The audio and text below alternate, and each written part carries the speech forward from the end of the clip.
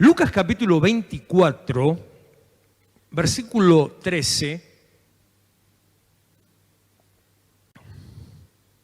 Ahí está como antaño Iván desde su casa operando la transmisión. Empezamos de a poquito, un poquito más. Es la tercera aparición de Jesús. La primera fue a María Magdalena, la segunda fue a otras mujeres del grupo, de las que estaban con ellos, y la tercera aparición es esta que vamos a leer, Lucas 24, que dice así: dos de ellos, los discípulos, del grupo grande de los discípulos, iban el mismo día a una aldea llamada Emaús, que estaba a 60 estadios de Jerusalén. Esos son más o menos, para que se dé una idea, unos 10, 11 kilómetros. E iban hablando entre sí de todas aquellas cosas que habían acontecido. Sucedió que mientras hablaban y discutían entre sí, Jesús mismo se acercó y caminaba con ellos. Fíjese acá la situación precisamente, qué es lo que estaba pasando. Jesús había muerto, había resucitado, nadie entendía qué era lo que pasaba, nadie entendía qué estaba sucediendo en ese momento, pero iban estos discípulos hablando entre sí de las cosas que habían acontecido.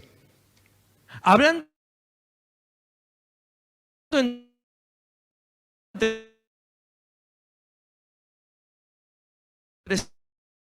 sí, del todo el gran suceso que pasó. El martirio, la vida, estoy yendo para atrás, la vida, el martirio y la resurrección de Jesús fue un gran evento que transformó la humanidad, cambió los aires, cambió el mundo espiritual, realmente cambió el mundo espiritual. Ellos vieron algo distinto, algo pasó, no entendían todavía, pero algo había pasado de tal manera que habían ya pasado 3 días y ellos seguían hablando y hablando de las cosas que habían acontecido. Aún más que dice en este pasaje que todo el mundo estaba hablando porque no reconocían quién era Jesús, y le dice: ¿cómo? ¿Acaso vos no sabés todo lo que pasó? Todo el mundo hablaba de las cosas que habían pasado. Ese es el mensaje del Evangelio y el propósito del Evangelio, que todo el mundo hable de las cosas que están pasando. Que todos empiecen a comprobar y a experimentar que realmente hay bendición y salvación. Y cuando eso suceda, cuando toda la gente esté hablando de lo que Jesús hizo, o de lo que pasa con Él, o de lo que sucede cuando nos acercamos, por una respuesta inmediata de la palabra de Dios, cuando hablamos de Dios, ¿sabe qué pasa? Cuando hablamos de Dios, Dios se manifiesta. Dice Mateo capítulo 18, versículo 20. Mateo 18, versículo 20. ¿Dónde está? ¿Dónde está? Acá está. Porque donde están 2 o 3 congregados en mi nombre, allí estoy yo en medio de ellos. Donde 2 o 3 están congregados, se juntan en mi nombre, yo estoy en medio. Cada vez que la gente empieza a hablar de lo que pasa en la iglesia, cada vez que la gente empieza a hablar, a rumorear, a preguntar, tal vez incluso a cuestionarse sobre cosas que pasan con Dios, lo que Dios pudo haber hecho o no, Dios está ahí en medio. Hablar de Él, hacer hablar de Él, provocar hablar de Él, es una manera de que Él esté en medio. ¿Sabe usted que mientras yo leía esto,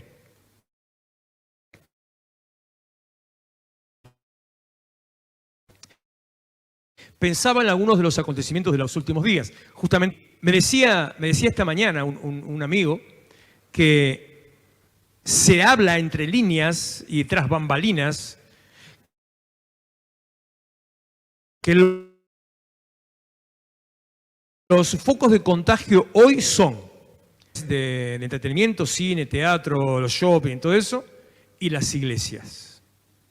Pero lo de las iglesias no lo quieren decir en forma a boca abierta para que no se le ponga a la gente en contra. Pero se está hablando de la iglesia. ¿Sabe que de nosotros también se habla? No muy bien, seamos sinceros, no muy bien. Pero de nosotros se habla. Cada vez que provocamos que se hable de la iglesia, el Señor empieza a manifestar su poder a través de la iglesia. El sábado, cuando me llama por teléfono la directora de culto, ya había terminado la reunión. Ella no sabía que ya había terminado, pero ya habíamos terminado. me llaman para pedirme explicaciones. Para pedirme explicaciones de por qué no estábamos acatando las instrucciones que se nos daban. Me dice en un momento, la foto que usted publicó un rato antes en mi Facebook, nos miran, nos siguen, nos espían, nos controlan. En la foto que usted publicó hay gente sin barbijo. Le digo, bueno, sí, puede ser, no estoy controlando si todo el mundo tiene barbijo, puede ser que alguno se lo haya sacado en ese momento. No, hay que tener, y desvió la conversación para darme masa con que había uno sin barbijo. Heraldo, el que estaba sin barbijo eras vos, en la foto quedaste escrachado que estaba sin barbijo. Pero era el único, había un montón de gente con barbijo y Heraldo tenía el barbijo a medias. Entonces, había gente sin barbijo. Nos están observando y se habla de nosotros. Se habla de nosotros porque en la misma conversación esta persona me dice, porque usted le dijo a fulanito de tal cosa. Y yo, ¿y cómo sabes vos que yo dije tal cosa? Porque fulanito me dijo. Se habla de nosotros. Cada vez que se está hablando de lo que Dios está haciendo, aunque sea malo, Dios empieza a manifestar su presencia. Dios empieza a mover. Y cuando la iglesia empieza a declarar lo que el Señor hace y hablar de lo que Él hace, cuando la iglesia se pone al frente para manifestar su poder, entonces Dios empieza a mover su presencia. Ese pasaje donde Jesús está hablando, que donde 2 o 3 estén congregados en su nombre, ahí está Él en medio, viene hablando, Mateo 18, antes del versículo 20, versículo 15 en adelante, viene hablando de la autoridad que tiene la iglesia de atar y desatar, de la autoridad que tiene la iglesia de determinar. Tenemos que entender que tenemos un poder, que está en nuestras manos el poder de atar y desatar, bendición y también maldición, de quitar el oprobio de la ciudad y de cancelar lo que quieren hacer con nosotros. La iglesia y solamente la iglesia tiene la autoridad y la capacidad de determinar los destinos proféticos de la ciudad, de la sociedad y del lugar donde estamos. Seamos iglesia, hagamos la iglesia. Cumplamos el propósito y la voluntad del Señor. Volvemos a Lucas, por favor, a Lucas 24. Espera que estoy a la antigua yo. Versículo 15 otra vez. Sucedió que mientras hablaban y discutían entre sí, Jesús mismo se acercó y caminaba con ellos. Pero los ojos de ellos estaban velados. Los ojos de ellos estaban velados, no entendían, estaban cegados. La visión de los discípulos no era la que Jesús quería que ellos tuvieran. La visión de los discípulos no estaba puesta en el reino, no estaba puesta en el cielo, no estaba puesta en el ministerio. La visión de los discípulos estaba puesta en la tierra. Hay una obra espiritual que hace que los ojos de la gente estén cegados. Dice 2 de Corintios, capítulo 4, versículo 4, 2 de Corintios 4, 4, dice, si me lo acuerdo de memoria, si no se lo leo, el Dios de este siglo, para que no llego a Corintios, cegó el entendimiento, acá estamos.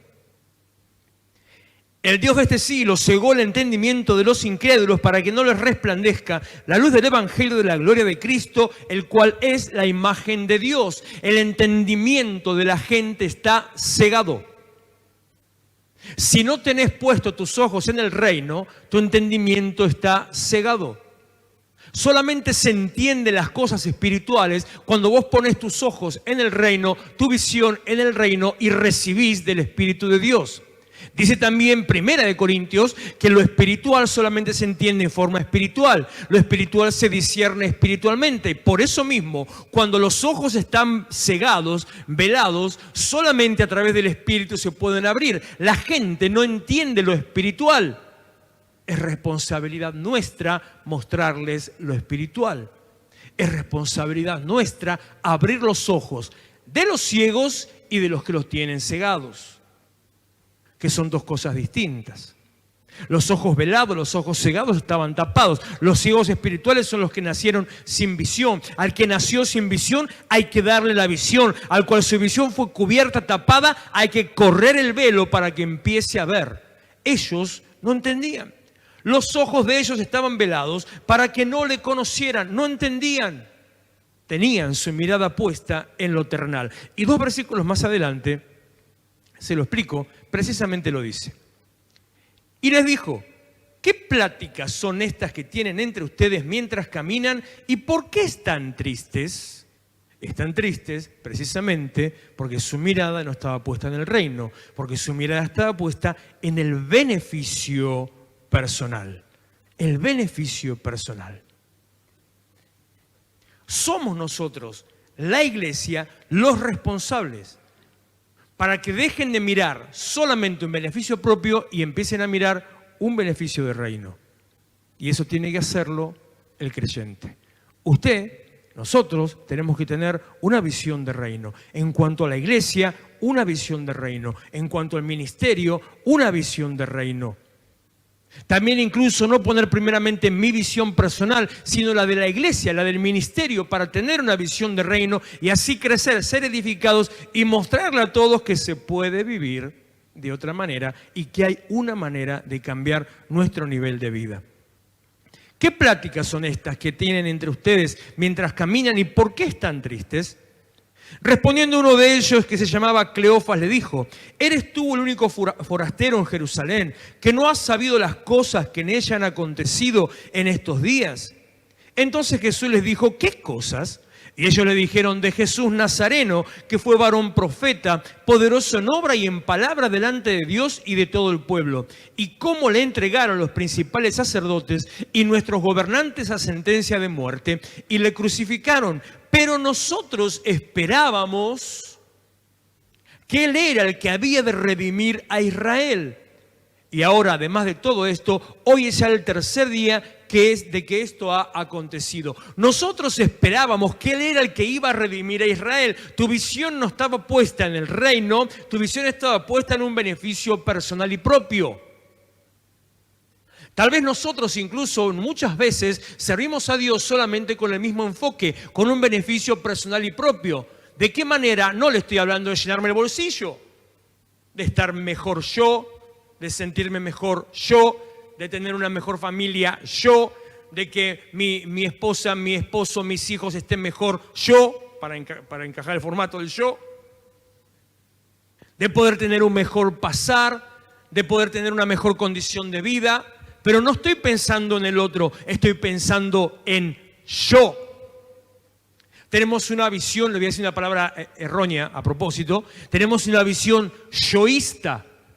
No existe, se lo estoy inventando para que entienda el concepto. Me pongo yo en primer lugar. Es más, cuando predicamos también cometemos ese error y muchas veces lo decimos y hasta yo se lo incentivo. Cometemos ese error, dígale al otro, te va a ir mejor, se puede vivir de otra manera. Es un buen enganche y es una verdad.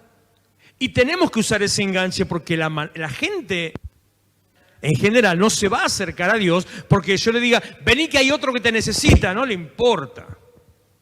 Va a buscar solamente un beneficio personal.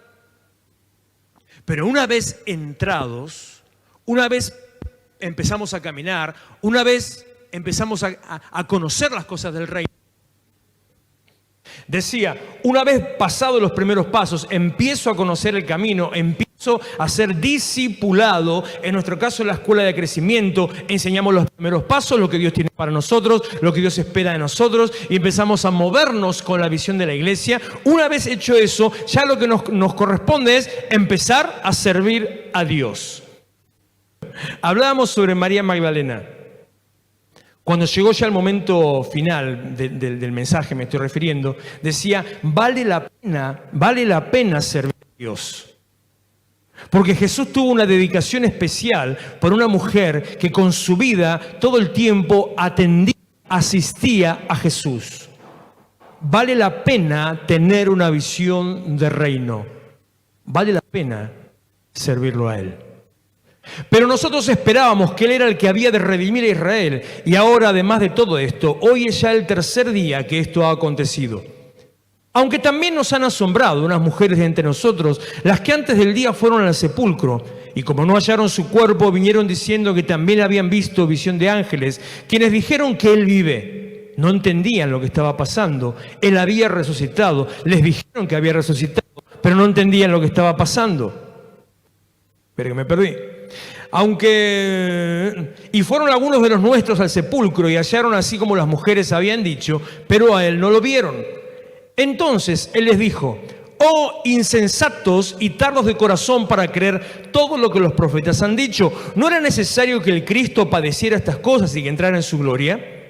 Y comenzando desde Moisés y siguiendo por todos los profetas, les declaraban todas las escrituras lo que de él decían. Todavía no se había revelado, ellos todavía no entendían quién era, pero de golpe se dan cuenta que el que estaba hablando con ellos conocía un poco más de lo que ellos pensaban. Empezaron a escuchar una palabra profética, empezaron a escuchar la revelación, pero sus ojos seguían puestos en su visión personal. Hasta que, y este punto es en el que me voy a detener y ya después de eso terminamos, hasta que en un momento indicado, en un momento particular, de golpe llegó el punto de inflexión. Son los momentos que yo le digo momentos bisagra, un punto de inflexión. ¿Cuál fue el punto de inflexión? Versículo 28. Llegaron a la aldea donde iban y él hizo como que iba más lejos. Una encrucijada en el camino, un cruce en el camino, y de golpe él hizo como que se iba para otro lado. Cuando nosotros tenemos nuestra mirada puesta en nosotros mismos, cuando nosotros no tenemos una visión de reino, cuando solamente vamos tras nuestra ambición, cuando la palabra de Dios no toca, no cautiva nuestro corazón, cuando solamente queremos tener un conocimiento y sacar un beneficio de ese conocimiento, Jesús dijo: bueno, me voy, y ellos le hubieran dicho: bueno, listo, andate, nos vemos otro día en otro viaje, un gusto conocerte. Pero sin embargo, dice versículo 29, mas ellos le obligaron a quedarse diciendo: quédate con nosotros. Cuando tu visión anhela un poco más, cuando tu corazón te pide un poco más, cuando la palabra, como les dijo él en el versículo, espera que no me lo anoté, no ardía nuestro corazón, más adelante, entre ellos se dice: ¿no ardía nuestro corazón? Cuando la palabra de Dios empezó a encender tu corazón, algo te está diciendo: quiero más. Hace unos días me dice uno de mis discípulos: quiero una palabra un poco más, me retan encima, un poco más profunda, me dice, quiero algo un poco más profundo. Cuando empezás a querer un poco más, Dios está ahí dispuesto y listo para darte una revelación completa del propósito que tiene con tu vida y de hacer que vos recibas la bendición que Él tiene para vos. Cuando tu visión anhelas crecer un poco más y empezás a mirar una visión de reino, entonces Él te provoca a que busques ese reino. A veces decíamos en la adoración, decimos: provocamos a Dios para encontrarnos con Él, provocamos a Dios con palabras de adoración, pero Dios nos provoca a buscarlo a Él. Cuando Él encuentra en nosotros una veta, una línea, un punto de ambición espiritual. Cuando Él ve que hay en nosotros algo más, que no nos conformamos solamente con esto, Dios te provoca. Pero como decimos siempre, 2 Corintios, capítulo 1, versículo 20, todas las promesas del Señor son en el sí y amén por medio nuestro. La decisión depende de nosotros, la decisión depende de vos. Depende de mí para que dependa de Dios. Hay cosas que Dios no va a poder hacer, hay cosas que las tengo que hacer yo. Hizo como que iba de largo, como que se iba más lejos, hizo como que se iba para otro lado. Tantas veces mencioné este versículo. Se hizo el tonto para provocar una reacción de parte de ellos. Y la reacción llegó. Quédate con nosotros, es tarde, ¿para qué te vas a ir ahora? Vení, vamos a comer, vení, así charlamos un poco más. Y ahí comenzó el momento, el punto de inflexión, se abrió la ventana de los cielos sobre ellos y la obra de Dios se hizo en esta vida. Recordá, Jesús se detuvo estos 40 días para empezar a forjar la iglesia, para tocar estos corazones que no entendían, para dejar sellados esos corazones. Esta gente, María Magdalena no se olvidó nunca más. Esta gente nunca más se olvidó, porque mirá lo que pasa a continuación. Y ya con esto vamos terminando. Versículo 30. Aconteció que estando sentado con ellos a la mesa, tomó el pan y lo bendijo, lo partió y les dio.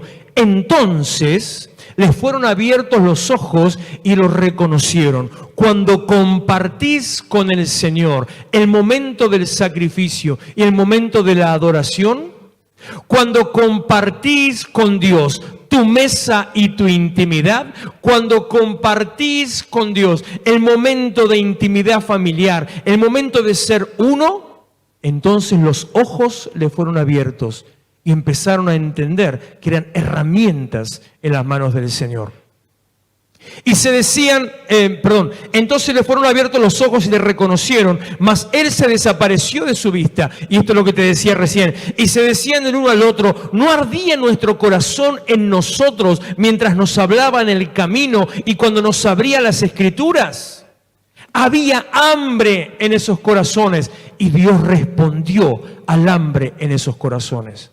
Había inquietud de más, querían algo más, no se conformaba con el culto del miércoles o el culto del sábado o el culto del domingo, no se conformaba con solamente escuchar un devocional o la palabra que se comparte cada día, no se conformaban con eso, querían algo más, no se conformaba con estar sentado al fondo, quería participar en el altar, no se conformaba con mirar lo que hace el de al lado, querían levantar las manos y querían adorar, entrar en intimidad. Empezó el Señor a forjar una iglesia. Cuando tu corazón anhela más, Dios empieza en vos a forjar una iglesia. Cuando tu corazón anhela estar con Él, Dios empieza a forjarte como un ministro, como un siervo de su casa, para que Él pueda hacer a través tuyo la obra que Él tiene que hacer en esta tierra, en esta ciudad. Termino el pasaje que dice, versículo 33, y levantándose en la misma hora, volvieron a Jerusalén y hallaron a los 11 reunidos y los que estaban con ellos, que decían, ha resucitado el Señor verdaderamente y ha aparecido a Simón. Entonces ellos contaban las cosas que les habían acontecido en el camino y cómo lo habían reconocido al partir el pan. Forjó Jesús una iglesia que empezó a compartir vida, una iglesia que empezó a testificar, una iglesia que empezó a levantar un vallado, empezó a levantar bandera, una iglesia que empezó a anunciar, una iglesia que empezó a proclamar. Antes de este momento, ellos iban caminando por el camino, conversando de lo que había pasado, sin entender de qué cosas se trataban, y estaban tristes. Antes de la aparición, María estaba llorando en un rincón, diciendo, ¿dónde se lo han llevado? Pero ahora vemos cómo en las dos ocasiones se levantaron para compartir palabra, para decirle, realmente Él ha resucitado, realmente Él viene con nosotros, realmente hay para vos bendición. Y el que resucitó, iglesia, escúchame, el que resucitó tiene para vos bendición, tiene para vos palabra de vida, tiene para vos sanidad, tiene para vos provisión. No importa lo que pase en estas semanas que restan, ni en los meses que vienen a continuación. Dios tiene para vos provisión. No te va a faltar, no vas a tener necesidad, no vas a haber conflicto ni problema en tu casa, no vas a haber carencia en tu trabajo, no vas a haber conflicto de ninguna área en tu familia. Vas a ver la mano de Dios moviéndose a tu lado, pero tenés que levantarte, tenés que tener una visión de reino. Tenés que anhelar servirlo a Él, querer un poco más, y vas a ver cómo todas las cosas se encaminan en su voluntad. Empezás a caminar en su propósito, empezás a andar en su camino y Dios se manifiesta. Cada vez que hablamos de Él, Él se empieza a mover. Cada vez que hablamos de Él, Él empieza a manifestar su gloria y su poder. No sé qué te está pasando en este día, si diste lugar al temor o la preocupación, si te asustaste por el diagnóstico o por el positivo que te dieron, ya sea real o sea supuesto o sea simplemente por las dudas. No sé si abriste tu corazón a la mentira y al engaño, pero sea la cosa que haya pasado sobre tu vida, empezá a creer que el que está por encima es el que tiene la llave, es el que tiene la bendición bendición, es el que tiene la palabra de vida. Constituite vos en uno de esos hombres que se levantaron para decirle al Señor qué cosa sí, qué cosa no, para atar y para desatar. Constituite en esa iglesia que permitía o no permitía las cosas que tenían que suceder.